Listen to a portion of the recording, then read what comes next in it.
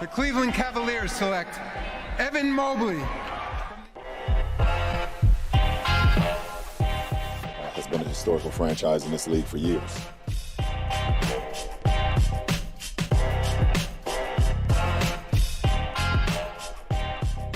The Boston Celtics select Jason Tatum.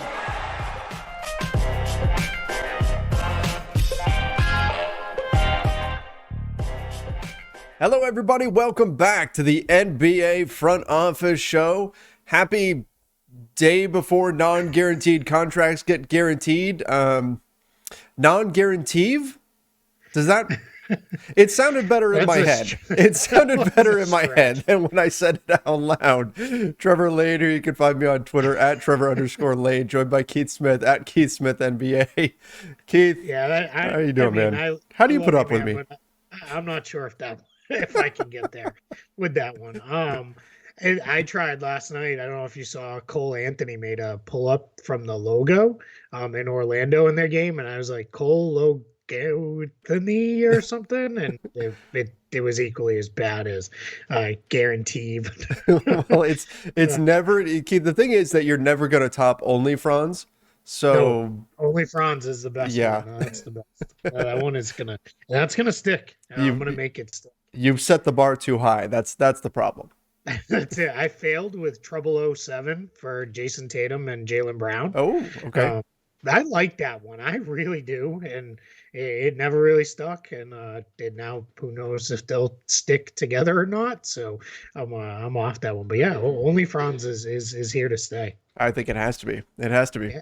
Yeah. We've got a lot to get into today, and part of it is the non-guaranteed contracts. We'll talk about that because NBA teams have to make a decision by tomorrow in terms of whether or not they're going to keep some of these guys. In fact, why don't we even just start with this? Because one decision has already been made. The Bucks have waived DeMarcus Cousins. Are you surprised that they did that? Yeah, I was too. I thought he's been fairly productive. Only 27% from deep from them, but that's not a very sticky stat. He hasn't played a ton of games. It's not like he's played all season, but he was pretty productive for them. Yeah, no, it was tough because for a couple of reasons. As you said, he's been fairly productive, including last night. News broke almost as soon as the game ended, and he had 15 points and 10 rebounds in that game. Averaged 9 points and 6 rebounds basically per game. And that's still a position to need for Milwaukee because there's no thought of when Brook Lopez might be back. So that kind of leaves Bobby Portis now as their only big of course, Giannis, obviously. Sure. I'm not trying to, but they don't really want him at the 5. They've tried to avoid that. Yeah. So that's kind of Bobby Portis. And then they've been kind of getting by with, some of their deeper bench guys there and some small ball units. And this year they don't have PJ Tucker to really go small with at the 5. So my guess is, this was probably one where it was, we're just not super enthused about this. Biggest challenge, I think, for Cousins right now is he can't really play defense because he can't move anymore. So that becomes a huge issue. But yeah, I'm still surprised that he didn't stick around there. But I get it. If you feel like the way to go is the roster spot and a little flexibility, then let's move on. And then you're better off to do it now than waiting when you have to eat the full rest of the contract. Now, they did say that they're open to reconnecting with him later on down the road. So maybe there is a path to him coming back there. If not, I would have to imagine he played well enough to land somewhere else. Somebody's going to take a shot on him. Yeah, you would think, somewhere later this year. And I kind of read between the lines on what John Horst, the Bucks general manager, told ESPN is, we'd love to, maybe bring him back later. And I think that was if we can't find something better is what was left off on that. But yeah, I mean, that's not the end of the world, with that part of it for them. So yeah, so we'll see what happens. The rest of the way forward, DeMarcus Cousins. But yeah, you're right. There's a lot of stuff. We've seen a couple of trades made for these reasons. Already we already saw a couple guys get moved. We may see another one or two of those today or tomorrow that happened. But do you want me to just run through the list of guys? Sure. So we have it. So these are just alphabetical order. here. It's alphabetically by team. So Timothy Luwawu-Cabarrot from the Hawks, he should stick. He's been a rotation guy for a lot of the year due to injuries. Jabari Parker for the Celtics, that one maybe a little bit of intrigue there. He's played more than I think they would like, and they're hopefully turning the corner towards better health. And maybe they would like the roster spot, so we'll see on that one. DeAndre Bembry of the Nets, he's definitely going to stick. I would imagine. Jump in here, too, if you've got thoughts on any of these, obviously. Alfonso McKinney of the Bulls, I think that one's pretty well a lock. That he'll stick. Matt Thomas for the Bulls, that one's maybe a little bit more up in the air. Let's see where that goes. Ed Davis with the Cavs, we had speculated maybe he would be the one who goes when Rondo was traded, but not to be. And I think they like him as a veteran leader for those guys. Lamar Stevens and Dean Wade, they're both going to stick. They've both been rotation guys most of the year. Moses Brown with the Mavs, I imagine he sticks just as a young big with upside. PJ Dozier already guaranteed. That one was a little bit of an odd one because that guarantee hit in the middle of December. I'm working off a list that I put together for Spot Track in case anybody wants to see this. So I do need to mention Alfonso McKinney did sign for the rest of the season. And I had to double check on that one, but it was non-guaranteed. Was it non-guaranteed off of the second 10-day? Oh, okay. Yep. I had to run that. I had it here as a guaranteed deal, but I had to run them. Non-guaranteed, but it does, I mean, he's gonna get guaranteed. Yes, right. I would be shocked if he doesn't. Golden State, Damian Lee and Gary Payton, they'll both get fully guaranteed. Pacers, O'Shea Brissett, Keelan Martin, Kiefer Sykes. Sykes was kind of an interesting one because he was a late addition to the roster here when they needed some point guard depth after TJ McConnell went down, but he's starting right now for them with a bunch of guys out. So I think he sticks, and I think Brissett sticks. Martin, we'll see. Probably will stick as well, but we'll see. Isaiah Hartenstein, Clippers, definitely going to stick. Yes. Avery Bradley, Austin Reeves with the Lakers. I'd be shocked if either one of them was not there. I mean, Bradley starts, Reeves plays very regularly now. So, I mean, no chance, right? Either one of those guys gets waived. Yeah. Wesley Matthews of the Bucks, I assume he will stick as well. Because normally you kind of do these things in waves if you were going to do it. And if Cousins is moving out, I think Matthews probably is going to stick around then. Jalen Noel of the Timberwolves, he's definitely going to stay there. The next couple of guys, Wayne Selden and Gabriel Deck were both already waived by the Knicks and the Thunder, respectively. Gary Clark's an interesting one for the Pelicans because he's also there because of a true hardship, not a COVID hardship, but because they had Zion out and then they had Didi Louzada go down, so because Louzada's on the suspended list, Clark came back. But if they feel like they're healthy enough now with a deep enough roster that they can get through, I think Louzada's got. If I had to guess, he's probably got about maybe somewhere between 5 and 10 games left on a suspension. Maybe they waive Clark and don't take the full hit for him. Kenrich Williams of the Thunder, absolutely, and he already got guaranteed by the Thunder. Paul Reed of the 76ers probably sticks. Dennis Smith Jr. of the Trailblazers, I would guess sticks. And then Mie Oni, who's now with the Oklahoma City Thunder. We had heard they were going to waive him. They have not done so yet, but again, we talked about they're trying to hit the salary floor, so they're not exactly interested in saving money. That money's already spent. Yeah, exactly. That's it. Yeah, so that money's going somewhere anyway, so might as well keep him right up until the deadline and let him go. They may even fully guarantee that. That's how far they're under the salary floor, and just say forget it and let him go. So we'll see how that one plays out. But there's your list. So couple interesting names to keep an eye on there. We'll obviously come to you guys and bring it to you, if anybody really shockingly gets waived or traded or anything like that. Yeah. And in regards to the salary floor, we should mention that for anybody who doesn't know this, if a team is below that salary floor, that money's already gone. Even if they don't hit the salary floor, what's going to happen is whatever is left over is going to wind up being divided between the guys that are already on the team. So no matter what, from the team perspective, that money is spent. So if you're below the salary floor, you can make moves to absorb salaries or to absorb contracts, things like that, and effectively not really have to spend any more because no matter what, you're already putting out that much money. It's not like Michael Scott when he had a surplus and he got to potentially keep 15% of it. No, they don't get to do that. If you're below the floor, that money is going to get bumped up at the end of the season anyway. Sam Presti is not out buying a fur coat at Burlington Coat Factory. That's right. Yeah, no, and that's a good point too. The other interesting note is there is no set formula for how it is split up. It is split up. It is a negotiation between the Players Association and the league on how it gets split up. So if there is, let's just say, just to make the math easy, there was $15 million, it does not necessarily get split $1 million to each player.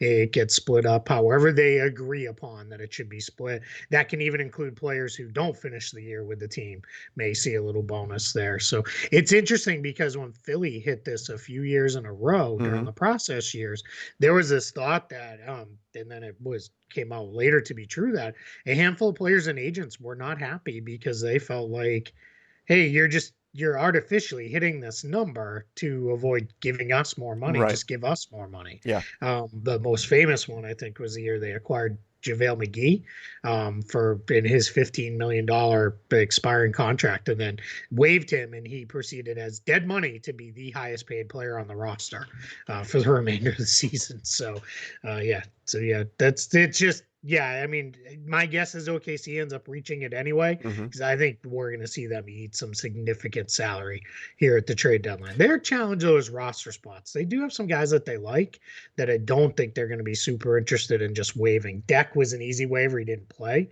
for them. He was really only signed to meet the salary floor anyway. So let's see, how this kind of goes for them over the next month or so. But my guess is they'll get there one way or another. If you're below the salary floor and you're your team that's spending that money anyway, and you can divide it up however you want, you should hold a little competition. I don't know, maybe a 3-point shootout, maybe a 1-on-1 tournament, something like that. And the winner gets X% more than they normally would or something. Or maybe they make it winner take all, depending on the team, and then televise it. People would want to watch that, make more money off of the money that you're already spending. Why not? I love it. I'm all for it. I think depending on where you're at in the salary structure already, you may be like, I'm good. Yeah, that's I true. don't need an extra 50,000. But yeah, that kind of brings into play the idea of this whole midseason tournament. How motivated are some guys going to be, and we're about to find out, I think, within the next year or two what that's going to look like as well. But we already talked about that. You guys can go find that episode.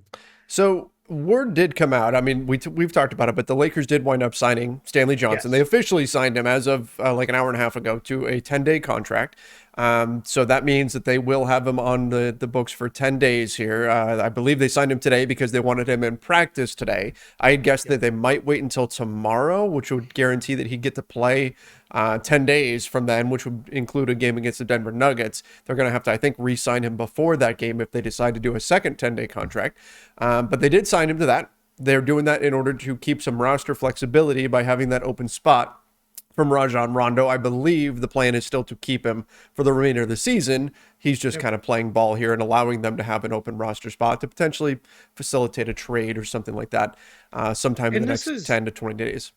Sorry to interrupt, but this is the smart way to do it too, because then if you felt like, hey, we can actually give a couple extra days just with where they're at up against the luxury tax and all that, it's not the worst idea to be judicious about how you hand these out. If you feel like, all right, we can skip it. My guess is, though, it'll probably, this 10 days will flow right into a second 10-day and then a remainder season contract. And I think we've already said this, but just to remind everybody, normal 10-day rules are 2 of them, and then a team has to choose to sign the player for the remainder of the season.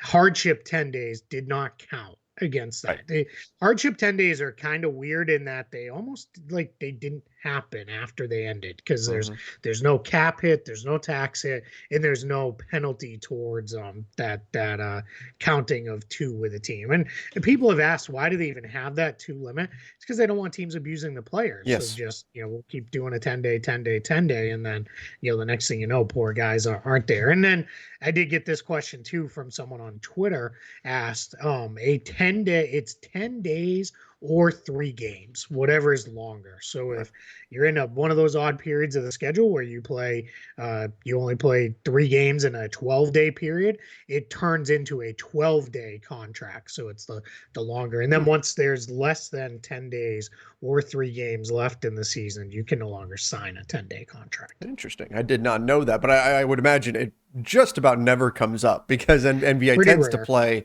just about every other day. We see some portions of the schedule where there's 2 days off or something like that. I think the Lakers had 1 3-day break at one point, but Sure. most of the time you're seeing teams play just about every other day. When it came up, Joakim Noah signed with the Clippers on a 10-day, Uh-huh. and then season went on pause for several months. So it turned into like a 300, or not 300, because that's far too much, Right. but like a 100-day contract. He did not get paid for the 100 days they played out this 10-day. But it was very odd because there was all this talk of, if you remember, the Clippers were a team that resumed the season in the bubble, and there was, what happens here? Is he still Is there? he still there for like 6 more days or whatever it was? And that got separately negotiated, as did everything else with the bubble. But that was just kind of a fun situation that happened. I mean, I don't know how fun it was for him, but Yeah.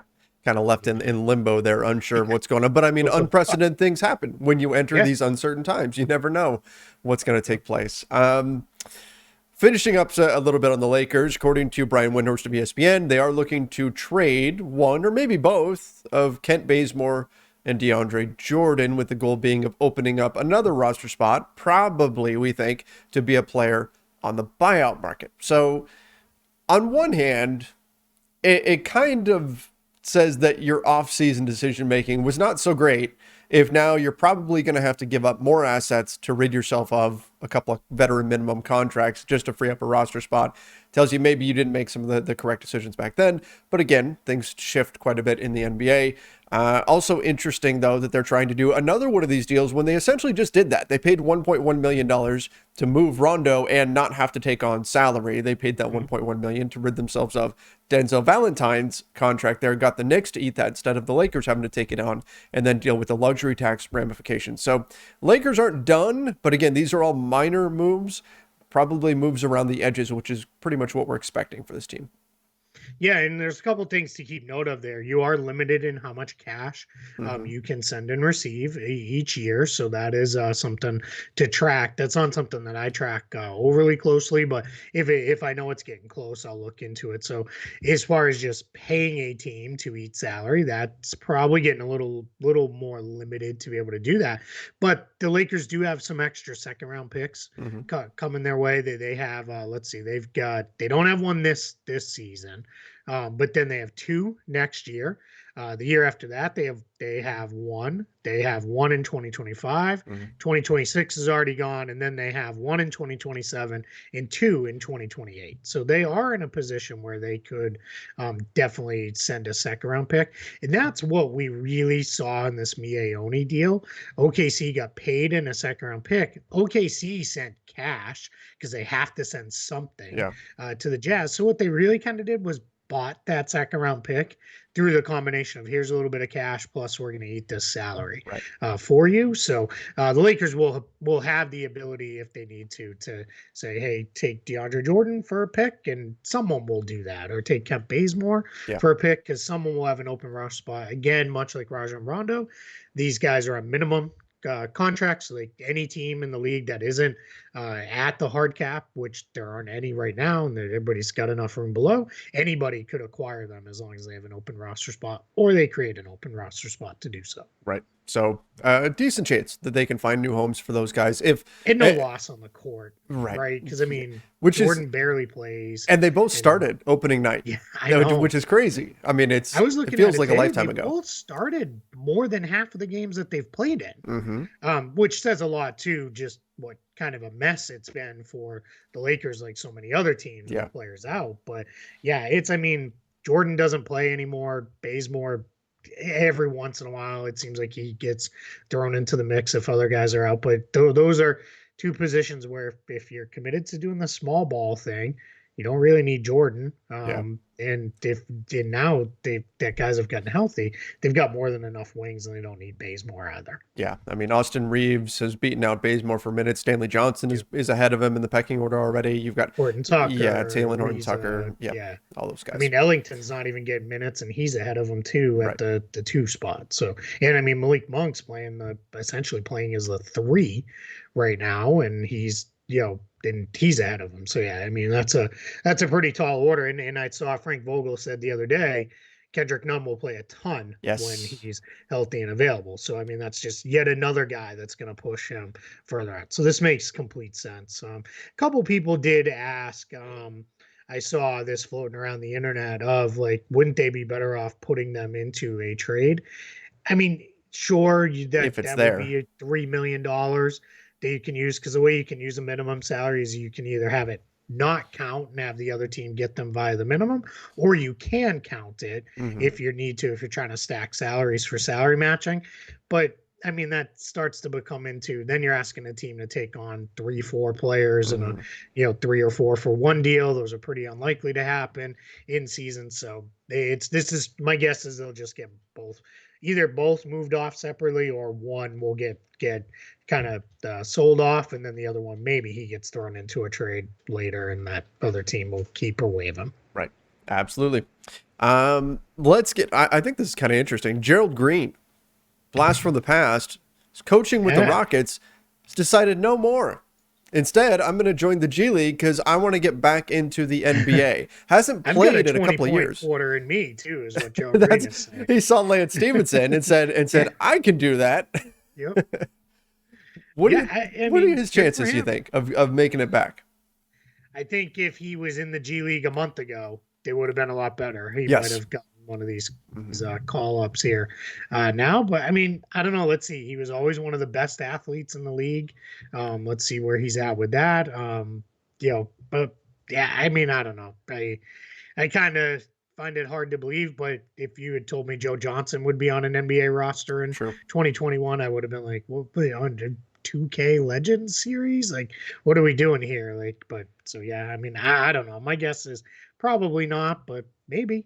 But, I'm not going to count any of these guys out. I can remember wanting the Lakers to draft him in the year that they took Andrew Gerald Bynum. Green? Yeah, Gerald Green. He was an interesting one.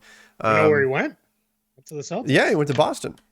Yeah, and then remember his cupcake dunk? Yes, that was fantastic. And what always amazed me about Gerald Green is he excelled as a shooter despite missing a good portion of one of his fingers on his shooting hand, which is always amazing. Too, in the same boat. So that's I should have my parents. I did not know that. Yeah. Yeah, I should have my parents cut off a chunk of a finger. Maybe that's what I was missing out on. So that's the secret. That's it. Yeah, maybe. I mean, there's still time. I guess I could. I got to get in shape first. So keep working on that, and then maybe I'll chop a part of a finger off. But yeah, no, crazy. I mean that these guys make pass. Have you seen the kid? He's here in Florida. His highlights come across the timeline. He plays with he's a high schooler with one arm. Yes, amazing. Hansel Emmanuel, maybe. It's something like that. I apologize if I don't have it right. Unbelievable how, and people keep saying, well, you just got to, I believe if I have this correct, he has his left arm. And people are like, well, you just got to force him right. They're not able to do it. Yeah. Kid is unbelievably athletic and really good. So, I mean, that's the best part of sports, right? Is when people do things that just seem unexpected by a physical limitation. They just don't let it stop them. I love that. Yeah, absolutely. I think it's great. It's absolutely a great story there. Another great story. You mentioned Lance Stevenson, 20 points in the first quarter off the bench for the Pacers. Like Kyrie Irving's comeback. No. Lance Stevenson says, move over, Kyrie. I'm taking the spotlight. This is my time. 3 guitar. Here you go. I love it. Nuts. Yeah. And great. then I saw Kyrie said something to him like, you don't even score this many points in games, and stuff. And then, we should, great for Lance Stevenson. Really cool. I got to believe he's going to stick somewhere probably now. Like, if you can score 20 points in a quarter, like that's that's different than Joe Johnson snaking a pick and roll at the end of the game to drop in a mid-range jump shot. Like, that's not a thing that teams are going to get too excited about. 20 points in a quarter against one of the best teams in the league. That's something that says, yeah, maybe we got to look a little deeper at this guy. Let's talk a minute about Kyrie too. Back, he did not play well early. Didn't look very good. Not to be unexpected. First game just compared back, to his standard, right? Yeah, exactly. Yeah. Yes. Missed his first shot. He, after the game, said he was as nervous to take that shot as he had been to take any shot in his entire career. And that's something, because the dude knocked down a finals winner essentially. Right. Like, so let's, we'll take that with a grain of salt. But that led to a lot of jokes on Twitter about taking shots and yes, absolutely, all of that. Because that's the shot he's more afraid of. Yes. But strictly basketball, how good is he that he could play as well as he did down the stretch after not playing all season? Like, it's just unbelievable how talented he is as a basketball player. Same thing like Klay Thompson, after being out for 2 years, is going to come back at some point. He's going to have one of those games where he hits 6 or 7 3-pointers and I'm like, holy crap. Like, these guys are just so very good. He was great down the stretch. Big part of why the Nets going to come from behind win over the Pacers. It feels like every Pacers game that I ever even have a passing interest in plays out the same exact way. They're really close and then they lose at the very end. So it just seems like that's just more proof that team is at a chunky lemon milk and it's time to break them up. So that episode was on the other day. Andy's coming back. Andy's coming back. It's time to send him packing. So, but yeah, it's So just a little note there on Kyrie. But now he can't play in 4 of the next 6 games because the Nets are at home. Well, fortunately, they still have this guy called Kevin Durant who happened to drop 39 points, 8 boards, and 7 assists in that game. I thought it was funny. Kyrie characterized the Nets as, I don't remember the exact wording, but he essentially said we're the underdog, or everybody's against us, or everybody's betting against us, or something like that, counting us out. I don't remember the exact verbiage that he used, and I went, you've got James Harden, Kevin Durant, and Kyrie on the same team. Nobody's counting you out, man. You guys were the favorites coming in from day one. That's such stupid nonsense. But that's also, and I took it personally, right? It's what they do. Yep, 100%. Let's get to, we would be remiss if we didn't talk about Dirk Nowitzki getting his number retired by the Mavs, and they also unveiled the Dirk Nowitzki statue. Mark Cuban, pretty funny actually. He unveiled like a replica of it, just a scale model of it, so everybody would see what it's going to look like, and then said that due to funding concerns, that's actually what the statue, that's full size for the statue. I mean, but of course it's his one-legged fadeaway. The only thing I'm not sure on is they've got to like show that the ball is in action and he's shooting it. The 3 basketballs stacked on top of each other. I don't know about that part. I kind of wish they had just left that out. Yeah, leave the ball in his hand as he's shooting the shot. And then we'll all just assume it went in and we're good. Right. Like, we know what he was doing. Like, come on. It's also the silhouette is on the court. Like, I mean, we know what's happening. That's that baseline one-legged, fall away that he, made a billion times. And, I mean, I loved the just all the love he got yesterday. He was one of my favorite players for the duration of his career. Just a guy who came in and people were kind of like, this guy's okay, but is he really that good? Is he going to be that good? And just, year over year one, I mean, I'll never forget that team beating the Heat team. Oh, yeah. In was the amazing. Finals. I mean, he, big part of them getting there and stuff. And, they that too, like, never really didn't let that. Remember they lost to those We Believe Warriors, that team when they were like the 1 seed and looked like they were going to make the finals. He didn't let that throw him or anything. Just a great career and did it all in one place. I mean, that's still, to me, that's we're seeing less and less like that. Yep. I mean, we've talked about it before, Kobe and then Dirk, and who knows who the next guy might be. I mean, the next guy, honestly, and I think he's going to get his jersey retired by the team, and people are going to be like, wait, what? Udonis Haslem. I think he's going to be. He's been there forever in Miami. We're going to see. Yeah, I mean, do this full run. I don't. I mean, just the way these guys change teams now. Maybe Steph, probably. It looks like, but there's still something in me that says Steph is going to be one of those guys that ends up playing in Charlotte at the end of his career in front of the home fans for a season or two. But yeah, let's see how that comes together. But yeah, it's very few and far between that we see this anymore. Get ready for angry Warriors fans coming after you now. I'm sure. Yeah, I'm sure. But I mean, God, what are they owed? They're not owed anything. Like, come on now. Like, it's funny. I wrote this is. And I promise I'm not making this up. I wrote a long, long time ago for a site that no longer exists and quite frankly probably never should have existed in the first place. But that's a whole other story for another day. I wrote that it doesn't end well. And the whole premise of it was like these legends go out sad, right? Mm-hmm. They go out. I used Patrick Ewing as a big part of that. Like, went out playing for the Sonics and then the Orlando Magic. Yeah. And it was like, he was back in blue, but it was the wrong shade of blue, and it wasn't the Knicks. Hakeem Olajuwon in Toronto. And I wrote in there, it's going to be sad when this plays out again, and it's someone like Tony Parker trades in the Spurs, silver and black, for the purple and teal of the Charlotte Hornets. And then that's exactly what happened. Like a couple years later. But yeah, it was just, and I only picked it because it seemed like as weird of a transition colors wise that I could come up with, and lo and behold, that's what happened. But yeah, it is cool when we see these guys go wire with one franchise. Like, that still means quite a bit to me. Yeah, absolutely. It just adds to it, and Dirk obviously leaves an incredible legacy in Dallas. Some just amazing moments. I mean, the one I always think of is when the final horn sounded and they won that championship. Him running back to the locker room to take a moment to himself and cry and then go back out, had to like compose himself. That, I mean, it meant so much. Obviously, it means a lot to everybody to win a championship, but just that's one of the moments from that series that I'll just never forget. And absolutely. Dirk, absolutely one of the very, very best. Wrap things up. Couple of, somewhat minor contracts here. Bismack Biyombo, the rest of the season, signing with the Suns, gives them another player in the paint here. Jalen Smith. I mean, what you've got JaVale, you've got DeAndre Ayton, Bismack Biyombo now. What's going on there?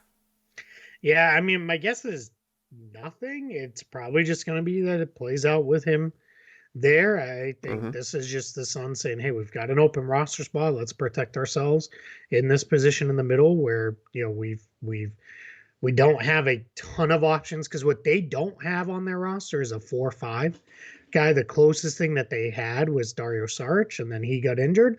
And then after that, it was Frank Kaminsky, and he's also injured. So it really, I think this is, hey, we got to beef up our 5 position, because we don't have the 4s we can slide over and play small ball that way. So I get it. But I mean, the challenge with Jalen Smith is because they declined that third-year option, they are limited in how much they can pay him as a free agent, but so is any team they trade him to, too. So that team is not going to be overly likely to say, let's jump in on that, unless it's, we've speculated and thrown around the idea of Saric and Smith to the Spurs for Thad Young probably 5 billion times now. And maybe the Spurs look at it and say, yeah, we can do that, because then we'll pay him that, and then we'll figure it out after, like the Warriors did with Kevon Looney. But yeah, my guess is probably doesn't change all that much for them. But I mean, good for Biz for getting back in the league and sticking. He's actually looked pretty good so far for them. So yeah. Yeah. And then the aforementioned Spurs, they signed Tyler Johnson to a 10-day while we were recording contract. Anthony Lamb. Oh, I didn't see that. 10-day. Okay. Yeah, the Spurs they were one of the later teams to get hit with the COVID outbreak, so they're going through it right now. So they're going to add a couple more guys to help them through this period. DeJounte Murray came back out of the health and safety protocols, and in his first game back, nearly dropped a triple-double on Boston last night in a game that had just an absolute bananas ending with the Spurs inbound threw it directly to Jaylen Brown. I don't know what. That would have been one where it's like we would have had to have a whole long conversation about what in the world that pass was, and then Jaylen Brown, in his own words, smoked the layup and just missed it. So Boston again loses. They create new ways to lose, seemingly on a near daily basis. And Celtics fans, just like Lakers fans would, and a lot of other fan bases, handled it completely. Just responsibly, and I mean, no overreaction, nothing like that. None. Never happens. Yeah, no, they were all, polite and professional and went about their night and said, well, you win some, you lose some, and, let's get back at it. That did not happen. No. Sarcasm. Yes.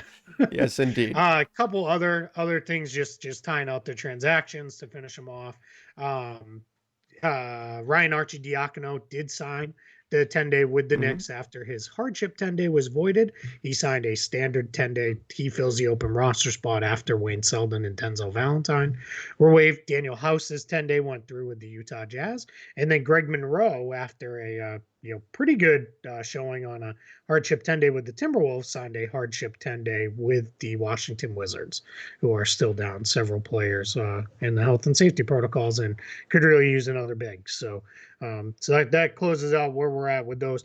You mentioned off air that we're slowing down on these, which is a good thing. And we're getting close now. Most teams are getting their guys back. Handful of teams again, Indiana, San Antonio, Utah with Joe Ingles. We'll see if that goes to more players after Joe Ingles, but it is they're a little bit later in the run.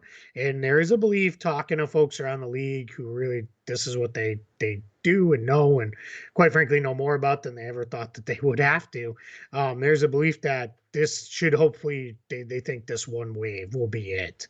And that there won't be like another wave this season, but they're expecting it to be much like the rest of us. It's going to be something we're going to have to deal with in daily life from here on out, and see what that looks like. Right. Yep. It's just the way things are going. It's something we're going to have to deal with.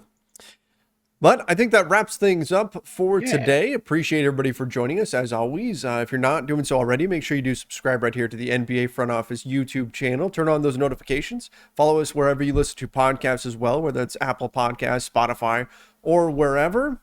Happy non-guarantee. Still doesn't really work. You can keep trying. I'll keep trying. I'll keep trying. Okay, I want to put a just real quick at the end of the show here. His ad is at BushKing24. He said, your show with Trevor is one of my favorites and one of the few basketball YouTube channels I follow consistently. Love your analysis. So thanks, man. Thank you. We really appreciate that. Absolutely. Those notes, they mean a lot more to us than you guys, I think, would think that they might. They really help pick up your day and keep you going and make you want to keep doing what we do. Absolutely. 100%. In fact, maybe tomorrow we'll start the show talking about kind of the basic concept of kind of what we believe in terms of sports coverage. We'll talk about that a little bit. Yeah, that'd be good. Okay. Now the good thing is you just maybe clinch that there'll be like a massive trade that blows up. That's right. Either way, we win, right? Absolutely. So that's well done. Good work by you. I like it. I jinxed us. Love it. All right, everybody. Till next time. See ya and stay safe.